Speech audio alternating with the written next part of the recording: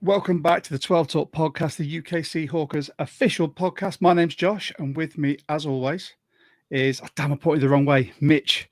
We've got a very special guest for you tonight. We've got Dan Viens, who's kicking off our Draft Crushes series. So we're going to be going through Dan's top 5 draft crushes.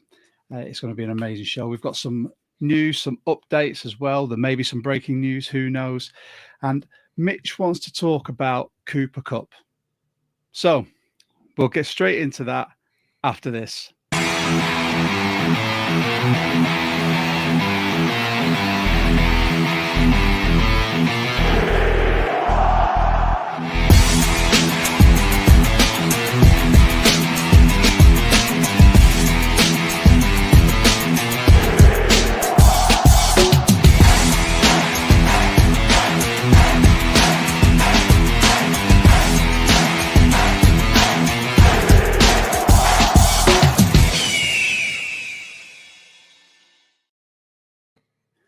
And we're back with the man himself, Mr. Dan Viens. Welcome back, sir. Thank you for joining.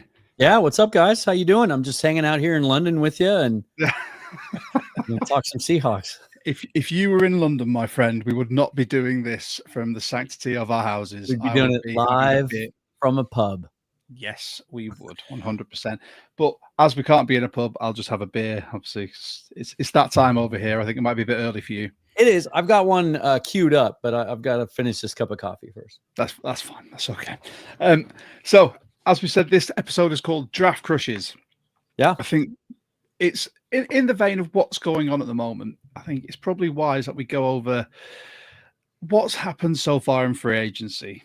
Everyone knows about this, but... I haven't been paying attention. Does anything happen? I don't know. I haven't seen you on YouTube for ages either, Dan. So we all know, let's start from the top. Geno was traded to the Raiders for a third. DK was traded to the Steelers for a second. Lockett was released.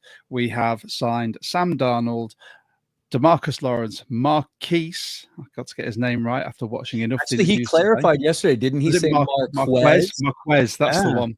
Yeah, we all get to learn. He's been in the league for 10 years, and we're just now figuring it out. And after seeing some of his interviews, I have to say, I really like him. Yeah. He's, we can talk about his role or whatever, but that was kind of a no-brainer signing as soon as they hired Clint Kubiak. Yeah.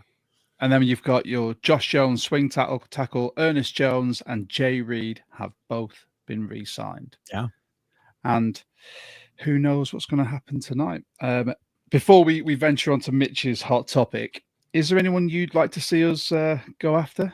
Dan? So obviously all the focus on the offensive line, right? And I've been a huge proponent. I've been pounding the table over the last week that, like, I get it. I understand the angst.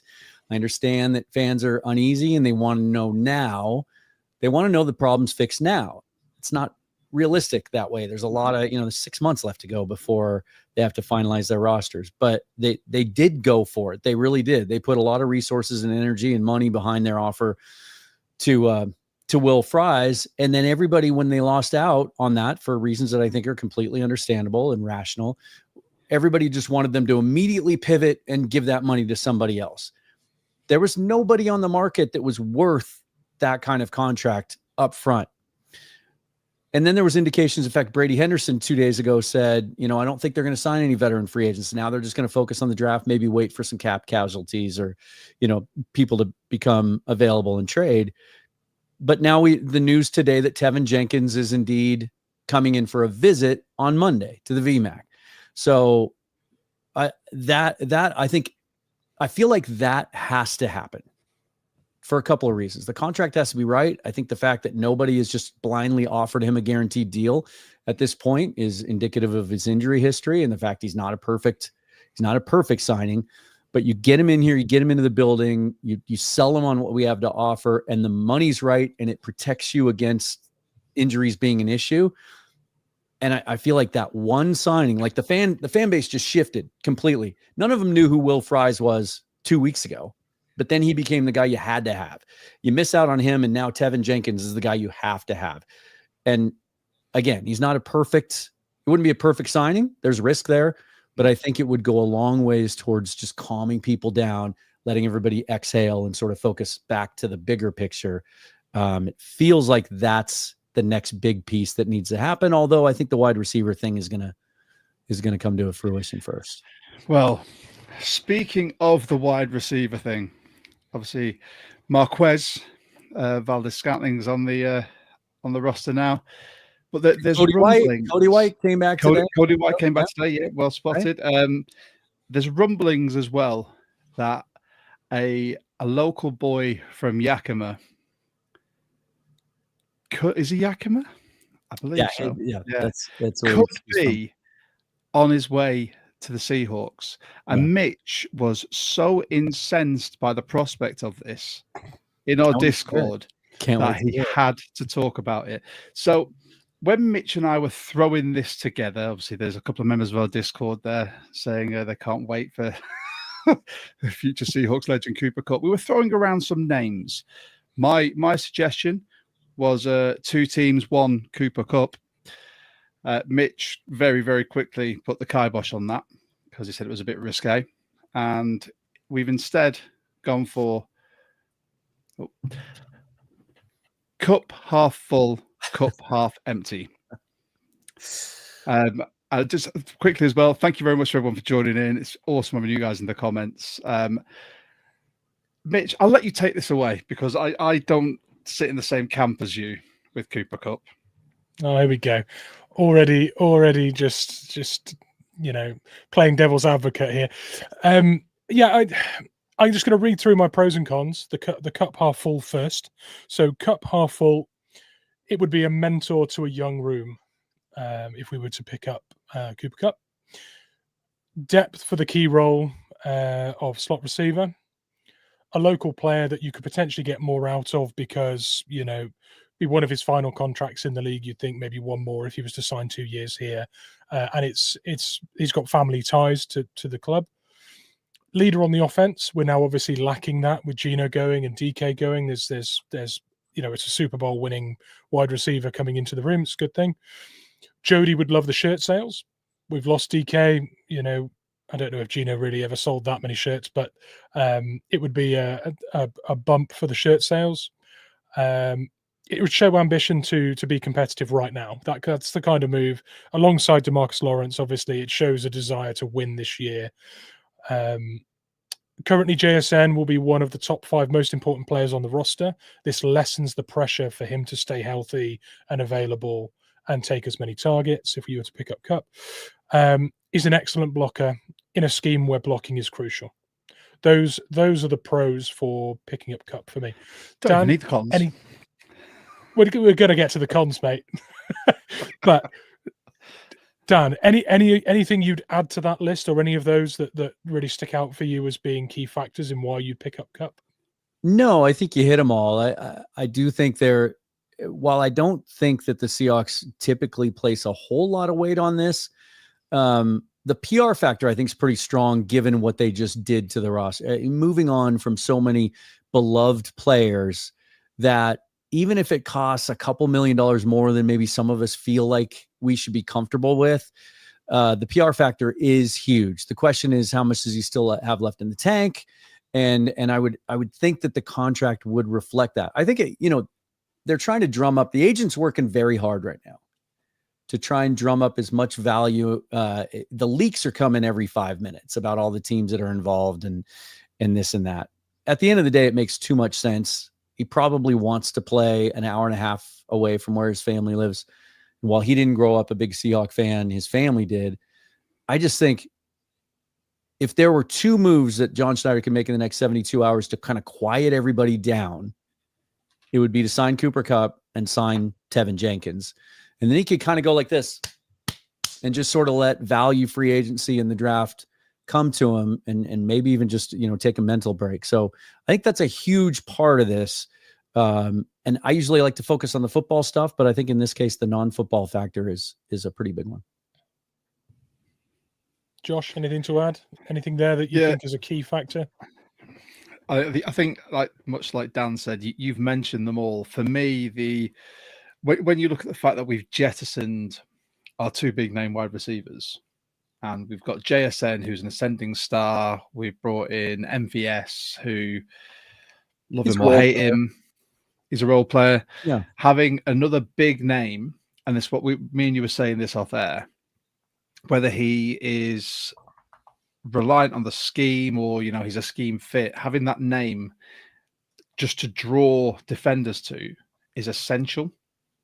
And I think it'd be fantastic to have him. He's a local boy. Plus, I really want to see the SoFi just littered with Seahawks Cooper Cup jerseys because it would be the most Cooper Cup jerseys that have ever been in SoFi. So I'm all for it. Is providing the price is right. That'd be the big thing. But I know you're going to talk about all the negatives now as well. Just bringing the pod down. Talking about cup-related takeovers, this is the first and last time I'll ever put a graphic on screen in blue and yellow. There will never be another. This is the first and only time that blue and yellow will feature on this pod. So cup half empty. I've got not a fit for any role outside of the slot. So there are people that will say, oh, well, Cooper Cup's played, the perimeter and things. Yes. But in Kubiak's system, your perimeter wide receiver wants to be a player that stretches the field. It wants to be someone that you have to factor for deep because it opens up everything underneath. And if you're going to be running screens and targeting tight ends in the slot and moving the chains that way, you've got to clear out, the safeties to deep spots. And you're not going to do that with JSN necessarily, and you're not going to do that with Cup. So I think it's a slightly awkward fit, and you'd have to kind of rotate him and JSN. You'd have to find other spots you can put him in. Maybe have him as the hot route on some of the design plays, so he can be the blanket, from a different spot. But either way, it's a square peg in a round hole if he's not playing in the slot for me. And JSN by default then becomes similar wherever you end up putting him. So for me, it's not the best fit in that regard. There's the injury history. Everyone will mention that at some point. I think it's a long list. It's a list of serious injuries that half or end his season most of the time. The money, I mean, the bare face of the number will be a gaudy number, but like Dan said, the makeup of that contract will be incentive driven. And at the end of the day, if he makes the money that number suggests, it'll be because of injury, meaning we have to use him a lot and him doing a good job. So if he earns that money, it will be off the back of us really relying on him. But I still see that as a cup half empty. He wasn't fast when he was drafted. He's certainly not fast now. It was a 4.62 or a 4.64 in the combine. We talk about Bobo being slow and not testing well. It's not that far different. And Bobo's probably now faster than Cup in a straight line. So there's the speed factor. I've put here genuinely would rather have Tyler back for the money we'd have to pay. That's probably me being a bit over emotional. But if we're paying that money, Tyler presents an option out wide and across the middle. So that makes a change for you. Over emotional. I'm waiting for us usually for the news to yeah. come through. I'm waiting for the news to come through, and then it's just that we've signed him, and we finally get to see angry Mitch. I'm expecting veins throbbing, a slight green tinge to you. I've calmed down a little bit, but I'm still not on board. What the cap could have been used for, I think when we look at what that cap number actually is, it probably isn't going to hit us too hard. But even so, I think that we could use that cap elsewhere potentially. Maybe after cuts, as Dan says, further down the line, and then takes away snaps from rookies. And I expect there to be 2 wide receivers taken in this draft. So that would be a player in front of them, albeit a good role model and someone for them to learn from. But certainly year 1 snaps and possibly year 2 snaps would suffer if we picked up Cup. So that concludes my factors of why 2 and why not 2. And the comment section has gone mental with this, Mitch. I'm not going to put them all up because they've all written paragraphs. This is always the way. I think they're all fair points. I really do. It's every time, Dan. That's the worst thing. But because they have in our comments section on this pod, they listen and watch us. They interact and we love it. But then they have conversations among themselves. So Mitch and I find ourselves podcasting, but trying to read what they're saying as well. Right. And every time I try and share them, I end up having to go through a whole paragraph. And they're amazing points. Luckily, the majority of these people are in our Discord as well. So we do actually get to talk to them about them. We might throw some up later because I think there's some really valid points. What I'd like to do before we get to our draft crushes, just very quickly, is just shout out the UK Seahawkers. So we're the official podcast of the UK Seahawkers. We're very proud. You can join the UK Seahawkers for £12 for an individual membership. The goodies have been shipped. Mitch has his. I'm still waiting for mine. I'll show you some of those very shortly. It's £20 for a family membership of up to 4. And if you're outside the UK, it's £5 per membership. So you get goodies, 10% discount at the pro shop. You're eligible for game day field passes, and there's access to competitions and our meetups. This year, big thank you to David Lawton from the UK Seahawkers group on Facebook. He shared this. He was the first one that I saw who received his goodies, and the jealousy just flowed through me. Mitch then sent me a picture of his. So you've got the multiple patches, you've got the coaster, you've got the new wristband as well, celebrating our 21st anniversary. Nice. And we have got our meetup on the 3rd of May at Admiral Woods in Glasgow. Cannot wait to get there and meet everyone because it's going to be absolutely amazing. Seahawk of the Month's back as well. Check your inboxes and cast your votes. I believe the Rookie of the Year vote has just been cast as well. I believe the UK Seahawkers have gone with Tyrese Knight, but not sure. And also, we're very proud, as always, to support the Robbing Cancer Trust and Toby's big ballsy challenge. That's right. He is running 500 kilometers dressed as a ball bag. And his goal is to save lives. Now, he's starting with the Colchester Marathon. He's got loads of others going on as well. If you or anyone you know has been affected by testicular and ovarian cancer, you can head over to the Robbing Cancer Trust website, which is the robbingcancertrust.org, and they will have plenty of stuff for you to be able to just get your teeth into and get your head around. They're a fantastic charity. We support them wholeheartedly.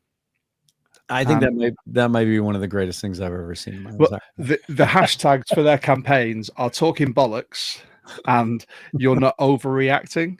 I've known Toby for years, and this is such a massive thing for him because he lost his brother to testicular cancer, and we're so proud to shout them out. And also for our guest, you, Dan, where can everyone find you? I've put most of them in the description below.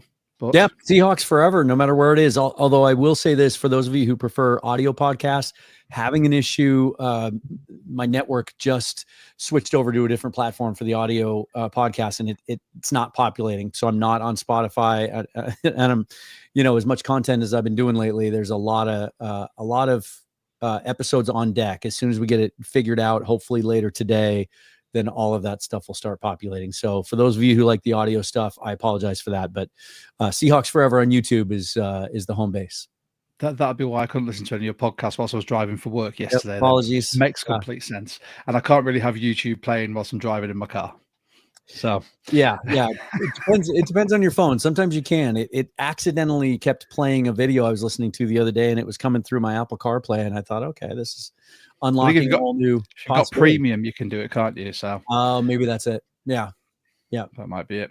Yeah. Anyway, the title of this pod is Draft Crushes, and Dan, you get to open up our series on Draft Crushes. You're going to give us your top 5 just in general, because I know with the pod that you're doing with Bryce as well, right? There is a lot of drafts coverage. By all means, feel free to shout that out because Bryce is going to be on the show next Saturday. It's called Pulse of the Draft, and it's been a little stop and start, kind of getting it going with me moving, and then just with everything that's happening in Seahawks world. We had to postpone our last episode, for instance, because they went and traded their star wide receiver and quarterback. So we had to pivot, right, to borrow a word from John Schneider and Ross Geller. Pulse of the Draft. It's going to focus on the entire draft in the NFL, and so just trying to get that off the ground. And today at 6:30 p.m. tonight, Pacific time in the U.S. We're going to focus on the AFC West. We're going to go division by division. And so he takes 2 teams. I take 2 teams. We break down draft needs, and then we're going to do a mock draft where we get to be the GMs of those teams. So it'll be kind of fun to look outside and scratch my draft nerd itch in a non-Seahawks way. Nice, holistically. Yeah. So can never get enough. Well, tis the season. You are not necessarily me, because I've not got the time at the moment. But our resident draft nerd is on the other side of you. But you sent us your 5, and I'm quite excited about these. So by all means, Dan, you take it away and let us know, starting with number 1, who your draft crushes are. Yeah, and typically when I do draft crushes, I tend to lean towards sleeper type picks, right? Guys that are kind of later on and sort of not getting enough attention. There's one on this list that I think qualifies as that. But this year, I tend, because they have those 5 picks in the top 92, like that's the heart. That's what's going to determine at the end of the day how good this draft is. Like they have to nail, I would say, 4 of those 5 picks. Like they have to absolutely hit out of the park and find guys that are a big part of the future. And especially in the trenches where not all of these picks are, but that's where I think all of these guys that I'm about to tell you are my crushes are going to go in the top 100. So, but I'll start with the one that has been the biggest riser. Femi Oladejo out of UCLA was a great example of someone, and I always find these in draft season, and Mitch, I'm sure you do too,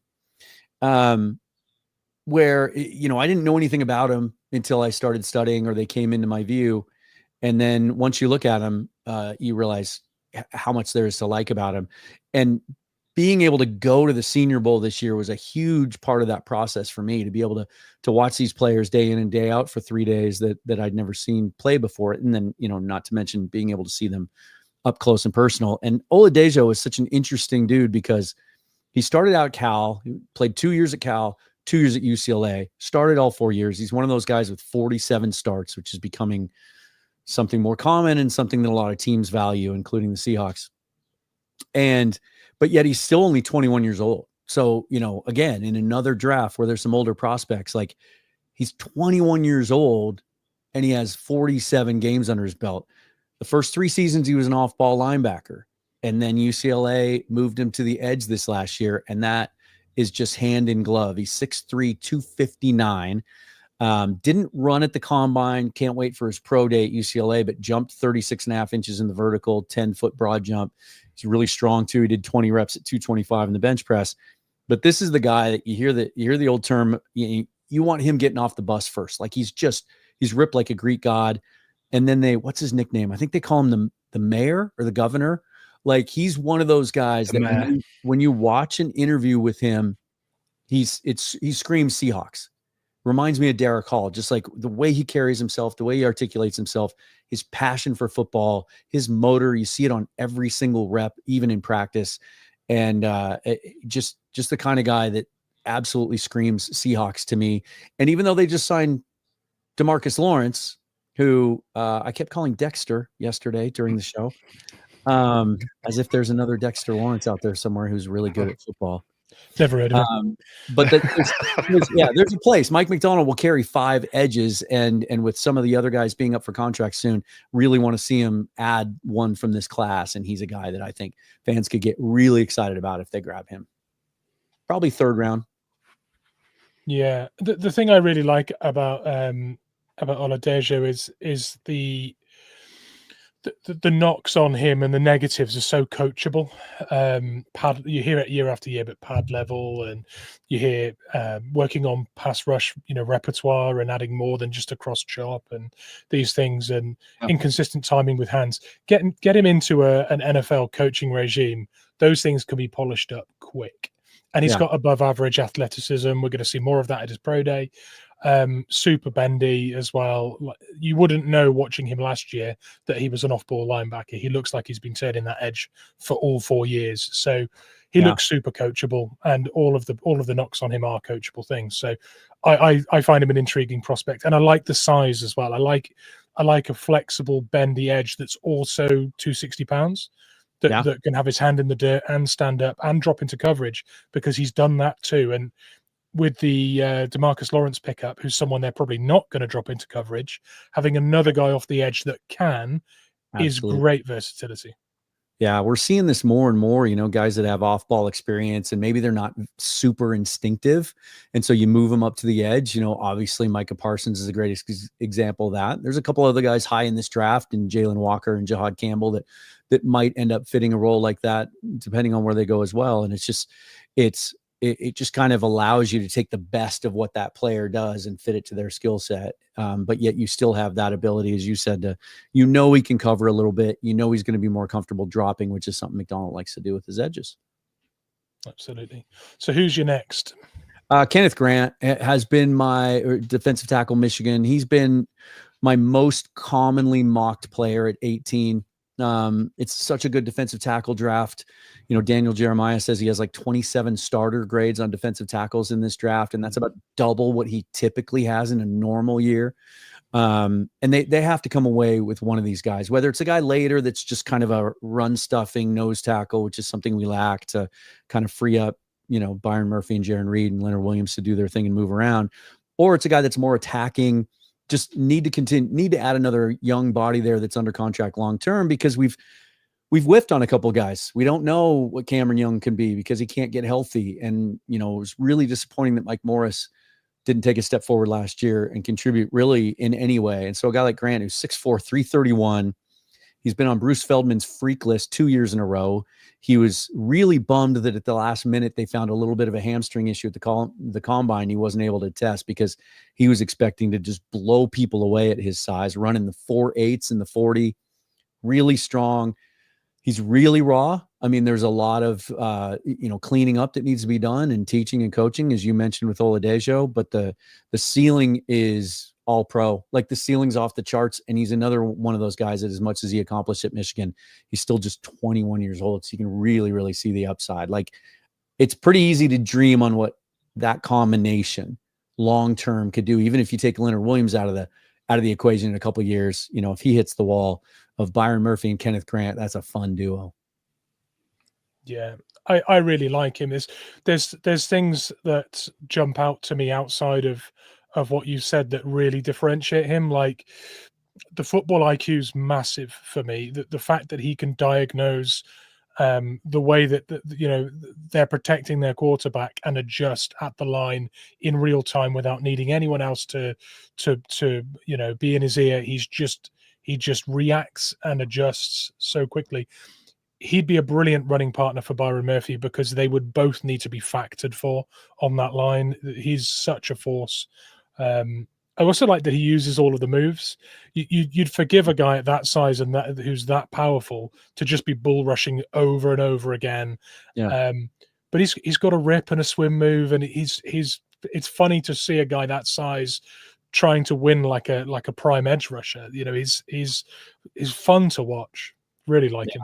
Yeah, the motor is off the charts too. There's times where, and this, I think, kind of plays into the rawness of it and some of the concern that you got to clean up, because sometimes he'll just absolutely sacrifice his body and just throw himself into blockers, which kind of, takes him out of his lane, or his gap sometimes. But I think that just speaks to the effort level and the motor. He gives 100% on every play. And that's something that, it's hard to, if you don't have that as a 21-year-old coming out of a major college, then that's hard to teach.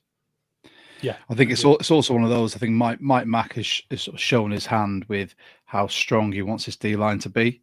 Yeah, and if you can draft someone like that at 18, then you're going to do it, because every draft analyst I've listened to or watched has said there's so much strength. Sort of Rob Staten was sort of waxing lyrical about the strength of this draft in rounds 2 and 3.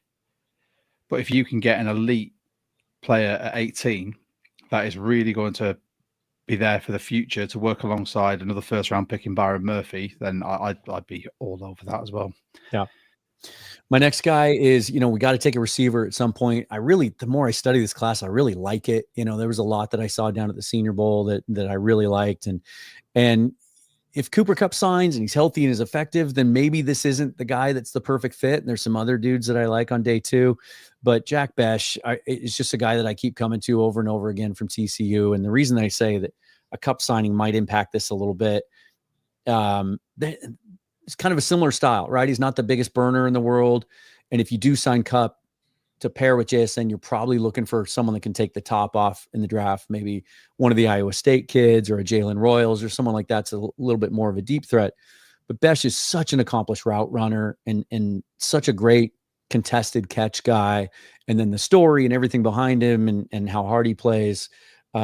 He's a special guy, and I think he'd be a great fit even with Kupp, as long as you maybe at some, like Mitch, you mentioned it, and I agree with you. I think with 10 picks, maybe more, 2 receivers makes a lot of sense in this draft. Maybe you take the speed guy later.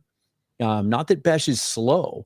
It's just that that's not really his game. He's one of those all around. When I think about what the Rams used to do when, even before Puka Nacua, when they would kill us with Kupp and Robert Woods, like he's that kind of player, as opposed to someone that's more of a DK Metcalf type player. Just someone that I think fans would fall in love with immediately. Yeah, you're right. He's not what you'd call a burner, but he separates really well downfield. So he gives you windows to fit a ball into, to make those big plays. And his ability to catch the ball in traffic as well is really good. The catch radius is there, and he catches the ball in traffic really well. So he gives you that deep threat without the burner sort of tag. So yeah, no, I like it. I think there's some polish there on the way he gets out of his cuts. I think he's not the sharpest with that, but again, that's coached. And he presents good value down the draft for me. I like the pick. Yeah, the contested catch thing, I agree with. He had a great quote at the Senior Bowl where somebody asked him about, how he does on 50-50 balls. And he said, I call him 75-25 balls because that's how many of those I come down with. So yeah, it's the right mentality to have. Yeah. Number 4. Terrence Ferguson. This is a great tight end class, right? It's been called the best class since 2010. And while I could get behind taking any of the top 4 or 5 at any point in the draft, like I think there would even be strong consideration for Colston Loveland at 18 if he falls, which he might because of the shoulder surgery and the report that he probably isn't going to be ready to go week 1. And then there's a couple of guys that are going to fall into that second round range: Mason Taylor, Xavier Arroyo. I always want to say Arroyo, but it's pronounced Arroyo. And then Harold Fannin, who's kind of a weird prospect, and I can't really make my mind up on him. But Ferguson's a guy that, oddly enough, down in Mobile didn't stand out to me, other than he always looked good. He was very consistent. But I think that speaks more to Taylor and Arroyo just dominated that whole week and took all the attention from the tight end group. But he's probably that next best two-way player. He's a solid enough blocker. But then he went to the combine and really showed off a level of athleticism that I didn't expect to see. 6'5", 247. He runs a 4.6, 340 and jumps almost 40 inch in his vertical. That showed me a little something. And I think the fact that he came from such a high volume passing offense at Oregon, I think he'll be ready early in his career. He's a better athlete, a more fluid athlete than AJ Barner was when he was coming out of Michigan last year. I think he'd be fantastic, especially given that Clint Kubiak loves to use his tight ends. Yeah, I've always found him sort of being a Ducks fan. Don't judge me. We're in a different conference now, so I can't really. I don't waste as much energy hating the Ducks anymore. I always get that. But you're a Seahawks fan, but you're a Ducks fan, and I won't go into the history of it. But I always found watching him, he was one of those jack of all trades, master of none. I always found his blocking was adequate. I thought his route running and his hands were, again, adequate. I'd say they were all above adequate. They weren't. It was never one where you go, oh no, he's inline blocking, or oh he's having to run a route. I just thought he was efficient every single time he did something.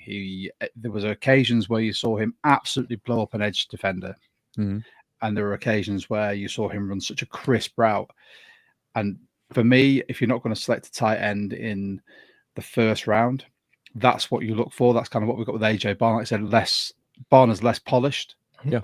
But if you can get sort of play like this, Ferguson in sort of the second, third round, perfect. Yeah. And now, I haven't even peeked at the comments, but I'll bet you there's some in there that are like, you don't have where's the offensive lineman, right? Where are the guards? Where are the centers? Where are the interior guys? Are you just going to ignore? No, it's Tate Ratledge for me. I could have easily gone Gray Zabel, but at some point you like to mix things up in the draft process because he's just been the guy for so long. But Ratledge I didn't get to see him at the Senior Bowl. None of those Georgia offensive linemen ended up going. And he was injured a little bit last year. So some of the tape I had access to, he wasn't in those games or whatever. So he was someone I was obviously aware of, but watching him at the combine really put me over the top. Like his, on tape, you see the physical aspect. And I said on the show last night, like, And I was at Jeff Simmons was on with me yesterday, and he used the term. He stole a term from Jim Mora from that one year with him as head coach, the dirtbag title, right? He's like, we need a dirtbag. We have a bunch of like kind of quiet dudes on that offensive line. As much as I like some of the young guys, we need someone with some nastiness, and you see that in Ratledge and the way he likes to hit people and bury people. And in the SEC, you better have that attitude, or you're not going to make it as an interior guy. But then he goes and at the combine and shows you everything you want to see out of a wide zone blocking guard, and just how easily he moves and the quickness and the fluidity and all those starts he has at a high level playing in the SEC and big games over and over again. I think even if you sign it gets really interesting if you draft a guy like Ratledge on day 2 and you sign a Tevin Jenkins, because I fully expect Christian Haynes to be a long-term starter for this team. Now you've added some really interesting competition, and that's, something fans certainly want to see. It gets a little muddy, I think, if Jenkins is healthy and you're 100% certain moving forward. But how to fix a problem, then throw as many resources that you can. And in that situation, if Jenkins is good to go at left guard, then you throw Ratledge in competition with Haynes, and best man wins, and it makes your team better. Yeah, I really like it. And he's interesting to me because you talk about plug and play, instant starters once drafted. He's that guy, but also he's an instant tone setter with that demeanor, and he brings something we don't have. So the impact he could have just being plugged into that line goes far beyond the actual performance itself and the numbers and the protections. That he would bring something so different. And I think it would be really good for the young line we have to have a guy in there that brings that point of difference. Because if a few of the guys on our line added just a bit of that to the game, it would look a different line. So I love that. And he also do that. Oh, go ahead, Mitch. No, I was just going to say my top line for him is crunching power with a solid anchor, and Nice. and Yeah. that is something we don't do well at the moment. Is move people. He does that in his sleep. Yeah. And I think if this scenario did play out, right? You sign Tevin Jenkins and you take a guy like Tate Ratledge on day 2, I think it really does open the door for Haynes when OTAs start to get more center reps.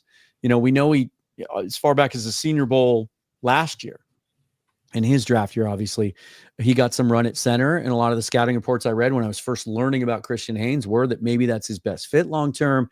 Or you just cross-train him at all 3 spots, and he's that guy that, competes all over the place. But also someone with that kind of recent draft pedigree and the dearth of talent around the league. If you get a guy like Ratledge and you think he and Jenkins are your dudes, and LeMaya gives you depth, and Sundell and Olu can also play guard, then maybe you get a day 3 pick or a pick swap or something like that for Christian Haynes. I think you can have that same conversation with Anthony Bradford too. I think there's depending on how it shakes out and looks, the entire roster after the draft, they might have some options there. Tate Ratledge has brought about the most direct comments. So I'm going to throw some of these up because thank you to everyone who's writing these comments, because they've made me chuckle whilst these two have been nerding out over the draft.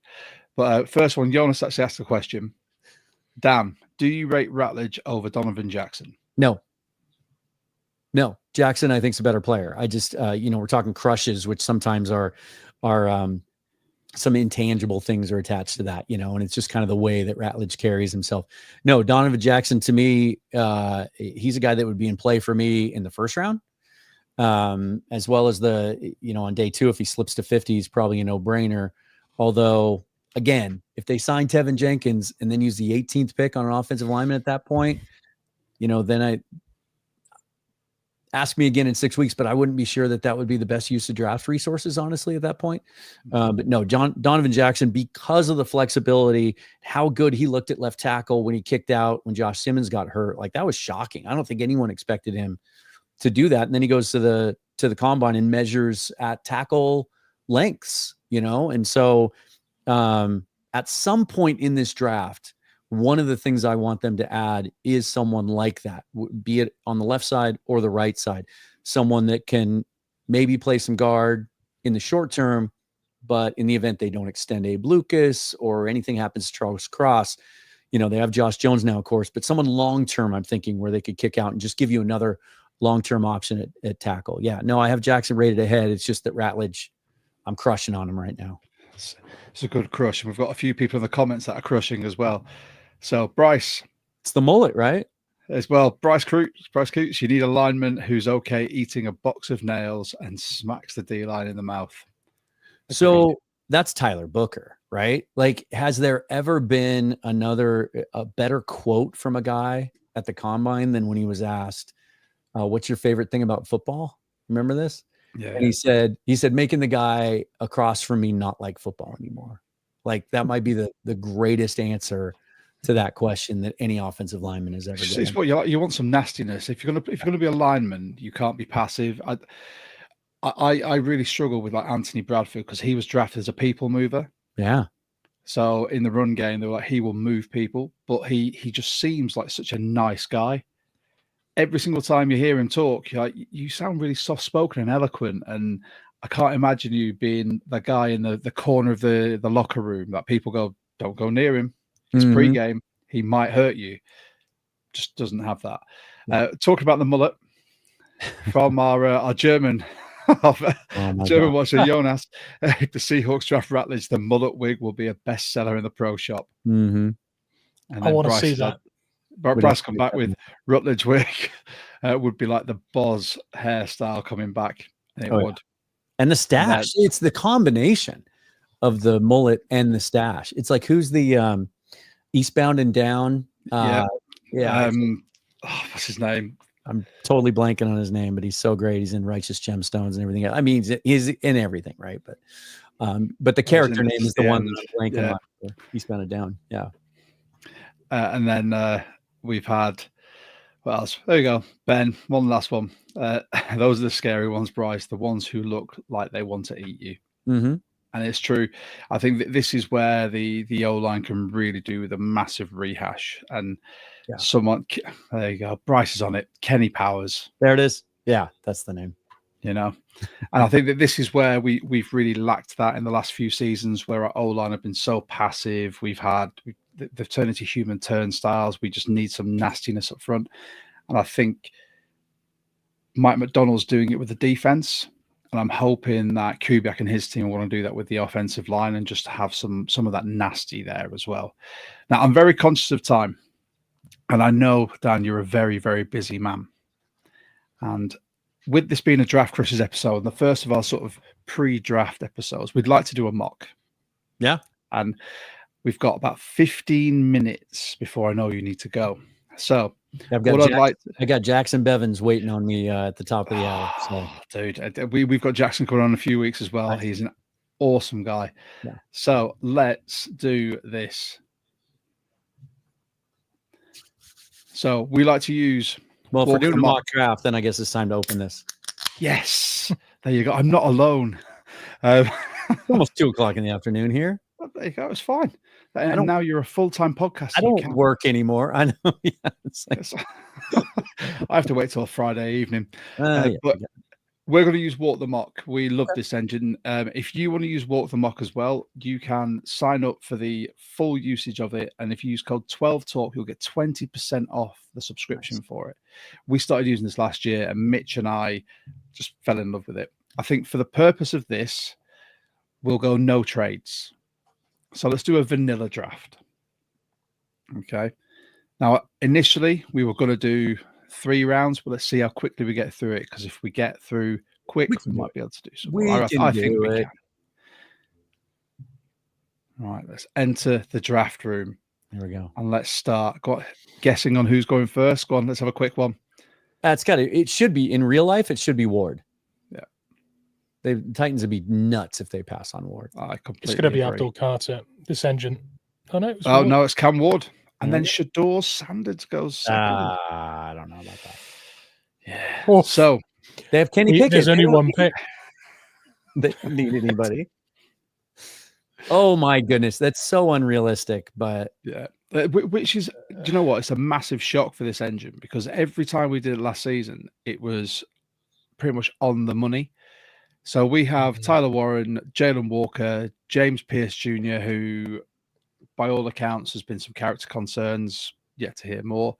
Malachi Absolutely. Starks. It's Luther funny Burden. though. You look at the board so far, and even though the order might be a little kind of wonky, but like I don't know that I have an issue really with anyone who's been taken. Like Mike Green at 10. I do expect him to go top 20. I'm not sure he's top 10, but that's the only thing that really jumps out to me.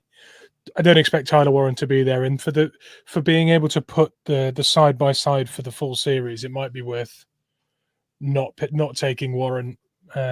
Just as I just can't see a world where that happens. If something happens and he's there, you sprint to the podium, as the old cliche goes, right? But he's not going to be. Oof, this is an interesting list. For me, I think Loveland still being there is very realistic. Jaden Walker might fall that far, but not much further. He would be my choice. Still there. Yeah. Eminori might be a bit further down. He's further down. Yeah, Eminori's still there. Dan, you are the guest. Still How are you feeling? In real life, if I can trade down right here, I am, because look at all those dudes that are left. Yeah. I think there's a couple guys that are an obvious consideration. I think, like you said, if Loveland's there, they're gonna think long and hard about it. But this is going to be a trench draft early on, so I think that with the one exception of like, did Campbell already get drafted? Jihad Campbell? Jihad Campbell? No, he is there. Like I think Jalen Walker and Jihad Campbell, I think are going to probably be pretty high on their board, being that chess piece and that guy that you can move around. And I think Mike McDonald could really, really have some fun with that. But Kenneth Grant still being there, wide receivers going to be in play. A Matthew Golden still being there at 18 as a guy that can absolutely take the top off and also is just a really, really sharp route runner. Man, that's a good list. I don't know. Like I said, in real life, I'm trading down right now. It just kind of depends on what scenario you guys want to look at. If you go chalk, you take a guy like Grant or Derek Harmon or whatever, because it's the easy choice. You need to add a defensive lineman. I'm not taking an offensive lineman here because I'm assuming we take I'm assuming we sign Tevin Jenkins, maybe even sign Garrett Bradbury, as much as I don't think he's a slam dunk starter. But it makes some sense. And then that group on day 2 is just going to be so thick that I'm taking another blue chip player here. Who's the player that has the best chance to have the best career? I think Jalen Walker might just be the pick for me. That chess piece that you mentioned is missing, and it has the potential to ignite all of the investment that's gone in to that defense. So for me, I think that one stands out the most. Would you say that, Dan? I actually think so too. Seahawk fans all wanted Nolan Smith a couple of years ago. It's a little bit of a similar profile, a little bit undersized being an off-ball linebacker, and a little undersized to be an edge, but he's just so damn explosive. And there are those who think if you give him an opportunity to focus more, if not solely on rushing the passer, that he can be a double-digit sack guy, but also be able to drop into coverage for you too. I just think he's such a unique chess piece, and everything else they've done on the roster to hedge every position, he falls to you. I just think at the end of the day, the Seahawks are going to look up at their board and he's going to be really high. It makes sense. It's a scenario I haven't played that much with, so I think it'd be fun to see how it goes. He's been available in a few of the different engines I've used. He's been there or thereabouts, and I've been so tempted to take him every time. So I'm glad we get to draft him in this one. I usually go with Campbell in that scenario because it's a little bit bigger, but it's the same idea. They have similar sort of role profiles. And here we go. So it's top of the list. You've got Gray Zabel. You've got Trey Harris. You've got Cameron Williams. Trayvon Henderson. Uman Mielen as well. Yeah. But we just taken a guy to add to the pass rush. Jackson's still there. Isaiah Bond. I think this is going to be where we might look at a high caliber O-line project. And Zabel he's touted to go to shift inside, isn't he? If Zabel falls to 50, that's you take 2 seconds to call that in. Yeah, because he can play center or guard. I mean, he just protects you. He could play tackle in a pinch. reunite him with his old teammate, Jalen Sundell. I just don't know that that's really realistic. I kind of feel like this pick is where you could go non-trench because you know you have another pick backing it up. What does the wide receiver group look like? Isaiah Bond is there, who gives you the ability to take the ceiling off the defense. I think he's a good fit for that. But like you say, you can get the fast guy without the other traits further down the draft if it's just going to be a decoy and a deep threat. Well, Jack Besh is there for 73. With that group, though, even though I know he's a crush, but like Jaden Higgins is still there at 50. That's tough to pass up. I love Jalen Royals. There's so many guys there, though. Maybe we wait, right? I think we should.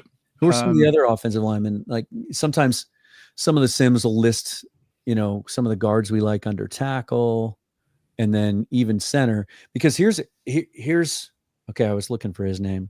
If they don't sign, well, they didn't. We didn't get Drew Dahlman, right? And then Josh Myers obviously had no value. He signs to be a backup with the Jets, and so they're probably going to move forward. They might sign Garrett Bradbury, but as I said, no guarantee he's going to be a starter. I wonder if Jared Wilson's an option here. I just don't. He's only played one full season, but the tape is so good. I don't. Hey, he comes from a powerhouse school as well in Georgia. Should we just take our guy Ratledge there? Yeah, I think so. There's so much we could do with the pick two picks after. So I think he's such a perfect fit. Yeah, and that's kind of the perfect value for him. I feel like. Perfect. And we are back on the board already. So we've had our linebacker in Jalen Walker. We've gone Tate Routledge in at pick 2, round 2, pick 18. So now it's round 2, pick 21. Should we look at go ahead. I think wide receiver here. If there's anyone of value, well, it's going to be all the same guys we just looked at, right? Yeah. Yeah. My favorite from this list is Higgins. A 6'4", really good route runner, 4.4 speed, outstanding hands. I thought a lot of people thought his teammate Jalen Noel was the best receiver down in Mobile the whole week. I think it was Higgins. We interviewed him as well, didn't we? Yeah. I like that pick. Yep. Jaden Higgins. That's one of those things too with all those guys on the board. Like if someone watching doesn't like that, they like another receiver better, then in your mind, just plug that guy in instead. Like it just gives you an idea of what we can build. We're going to be doing one of these on every single Draft Crush episode we do. So there'll be a variety, hopefully. Right. So now we're looking at, where are we? Round 3, pick 18. Take a look at the defensive line. What's left there? Yeah. D tackle. I was going to say, what do you think is going to be the sweet spot here on this pick? And for me, it is that D line. You're looking at a second round talent with a third round pick potentially here. Joshua Farmer, I like. Yeah, Farmer's a beast. Birch makes a lot of sense because he can play inside or outside. It gives you that big end kind of look that we've used historically as well. Jordan kind of what they wanted Mike Morris to be. Scroll down just a touch. See who. Peebles. Yeah. We could wait and take Pegues later and take care of fullback too, right? Yeah, take care of fullback, D line, O line. He's such a fun player. We have had multiple messages from Bryce just saying, "Is Dart there?" Take a look at the quarterbacks here. No, that's a great point. Yeah. Take a look at the quarterbacks here because I think this is kind of that spot. Okay, there we go. Howard, McCord, is Ewers gone? Jackson Dart went to the Miami Dolphins. What about has Ewers been taken? Yeah, he did. He went to the Panthers. There you go.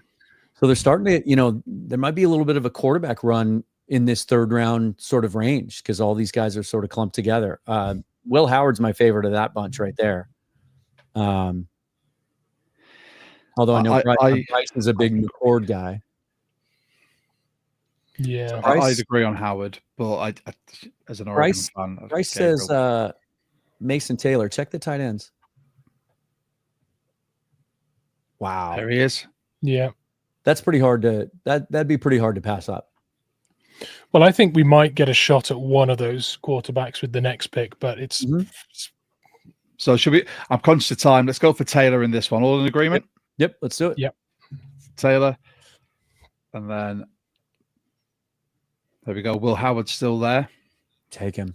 So we'll take Will Howard. That's great value in the fourth. Oh, it's the third round. Yeah, that last pick. Now let's look at defensive tackles. We got to get one of those guys. Yeah. Although the farther down you go, there's some guys that are more just like, zero technique, one technique types. Ty Robinson is a dude that like, I kind of counted him out at the Senior Bowl because I'm just like, he's just another big white Nebraska offensive line or defensive lineman. But then he goes to the combine, shows you that twitch a little bit, and a guy that can play inside and outside too. I think I might like him better than Jordan Birch. What's that? I think you snap off that pick if he's on the board at this point and you've not yet taken one. He's such good value there. I love that fit. Ty Robinson. Yeah. Probably need to look at the secondary here pretty soon, huh? Because that falls off pretty quick after like the 4th or 5th round. I agree. See what's left at corner and safety. Jalen Reed's a fun player. Upton Stout looked great at the Senior Bowl. Maxon Hooks, another guy's a little bit bigger. Yeah, they're falling off pretty quick. If you want a corner, we probably should take one of these guys. So would you say I'm okay with the Jalen Reed pick? I think that's good. Yeah, he kind of looks like very similar to what we have now, kind of a sort of a Kobe Bryant, Julian Love type profile. Let's do it. Yeah, perfect. And then we're back on. Yeah, look at all. Sometimes they. Yeah. So we've got choice of Hudson from Florida.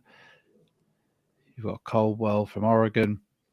Jack Nelson is a guy that I really like in this range, as a guy that can play. I know they just signed Josh Jones, but it's just a 1-year deal. I think Nelson's a guy that could end up being a really good swing tackle. And I think he's good enough that if you do move on from Lucas at the end of the year, he could be a guy that could take over. Well, as you are the guest, we'll let you have the final decision, sir. So if you want to do this, check interior offensive line real quick, because there's a guy in this range that I really like. Jackson Slater. There he is. He's a Bellevue kid. Some think he can be the best or one of the best centers in this draft. Great Senior Bowl, great combine. He's interviewed multiple times with the Seahawks. Is that your boy? Yeah, let's do it. And then we'll take a tackle like in the 6th round or 7th round. Perfect. So now waiting all the way through till 7. Mitch said 2 wide receivers. This might be a good time to peek at what's left for a second guy. And if you got Higgins, like a true X, is one of these. Jonte Thornton Jr. is still on the board. Oh, I love Kyle Williams. I love Isaac Tisla. No. Arian Smith. Oh, he is there. He is there. Smith is another speed demon. Dante Thornton is an absolute beast. Really stretches the field. Let's wait and take him later, because we know we can. We've got another one. Yeah. He could fit that perfect profile of that second receiver we're talking about taking. Yeah. So what are we thinking with this? Because we've got 2 picks left. So we've got this one and then pick 18 in the 7th. How about the linebackers? Like if you're trying to, like Drake Thomas right now is your 3rd linebacker. Oh, my boy's there. Mauioa from Miami. Hey, former I absolutely love him, but it's a reach at this pick, I think, maybe. But I think they're all going to be reaches. I love him. Yeah, Nick Martin's kind of fun. Scroll down just a touch. Is Smile Mondon still available? No. Okay. Yeah, I don't really like any of those guys. You figure you kind of feel like they could take a linebacker in undrafted free agency, right? Yeah. Yeah. Hang on 1 second. I just got to send a quick message, you guys. Go ahead and take whoever you want here. Right. Okay, this is good. I got a 10-minute extension from Jackson, so excellent. We can finish this out. Ooh, okay. I know we've already taken a tight end, but Jackson Hawes, because we took Mason Taylor earlier, who's he gives you a little bit as a blocker. He's not terrible, but he's mostly he's your Y, right? Jackson Hawes is a devastating blocker, like Will Dissly on steroids. Like if you put 40 pounds on him, he might be able to be a right tackle. If you're going to double dip there, that's not a bad idea. I'm game for it. Well, I think we'll carry 4 on the roster this year anyway. Yeah. Certainly if we don't sign a fullback. So that's Brady Russell all over. Yeah. You know what though? I said we need a tackle, right? You want to take an offensive tackle? You want to? Did Nelson go, or is he still there? I think he went, right. Logan Brown still being available at this spot is tremendous value. He's look good at the Senior Bowl. He's got some really, really good tape, and I think he might be a guy that can play both sides. I think he'd be better than Michael Jarrell. I think with what they end up doing with this roster, that Jarrell's going to have a hard time making the roster. Logan Brown. Yeah. Yep. That'll make the fans happy too. 3 offensive linemen. Hurrah! There you go. Who needs free agency? And then wide receiver. Bryce is saying, what about safety? We took Jalen. Shoot, now I forget his name. We took Jalen Reed. Jalen Reed, Penn State. We got to take a corner, right? We've waited this long. What do we got? Oh yeah, we still have to address. Yeah, we haven't taken a single DB actually. So, Jalen Smith is gone. Zach Frazier, is that the kid out of yeah. Do you want to go Reek Woolen the second? Converted wide receiver, tall, long corner from UTSA? Providing he doesn't frustrate me as much as Reek Woolen does, I'd be I'd be all over it. It feels like the kind of pick at this point in the draft, though, that makes sense. Like 7th rounder, just take a guy with a bunch of athletic ceiling and see if you can shape him. I don't know. I'm open to anything here. As I said, as the guest, you have the final say. This is more your mark. We're here to give some input. All right, let's take a look at defensive tackle one more time, because if there might be a couple guys that are more of a true nose tackle that I think could get some good value here.